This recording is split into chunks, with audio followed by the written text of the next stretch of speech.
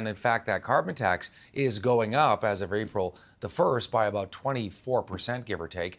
Let's bring in Conservative strategist Jamie Ellerton, who is joining us now. Jamie, great to see you as always. You were listening to a little bit of what Justin Trudeau was saying here, but 7 premiers now have come out and said, look, you either got to pause this increase April the 1st or get rid of the tax altogether. Some, obvious ones like Danielle Smith and Doug Ford, but some other ones not so obvious, like the Liberal Premier of Newfoundland and Labrador, Andrew Furey, and Tim Houston in Nova Scotia.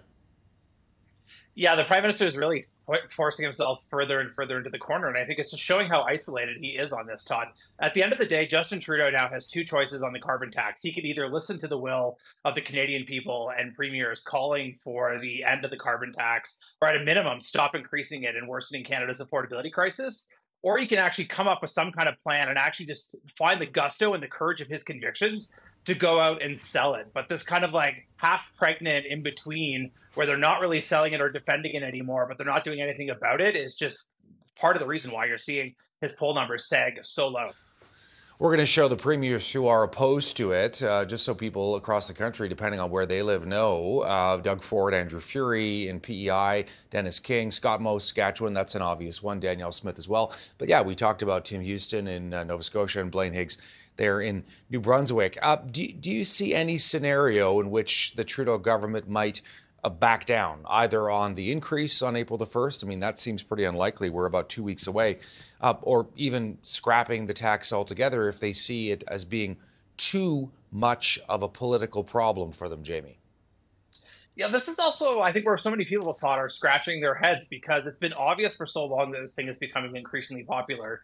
And often when you see massive shifts in public opinion, they kind of, it murmurs and kind of simmers beneath the surface, but then it suddenly changes all at once. And I think one of the things that's become really characteristic of this PMO is they're no longer listening to outside voices and have really isolated themselves in the political conversation and are spending too much time holed up in Ottawa. And so I think when you look at the carbon tax, and yeah, it's not just Conservative premiers Scott Moe and Danielle Smith in Alberta and Saskatchewan talking about this, or even Doug Ford in Ontario. You now have other premiers, especially now Liberal Premier Andrew Furey in Newfoundland, calling for relief because Canadian families are hurting. And you hear some partisan Liberals, Todd, try and talk like, oh, but inflation coming down, the plan is working. Well, inflation's been running north of 5% now for over 2 years. Prices aren't dropping. They're just not increasing quite as fast. And the struggle that Canadian families are feeling is very real. And it's not going to be changed by talking to more stakeholders in Ottawa. So I think when you look at what they have the power to do, they could 100% put a pause on this, demonstrate to the Canadian people that they're listening and put a pause on this in their upcoming budget.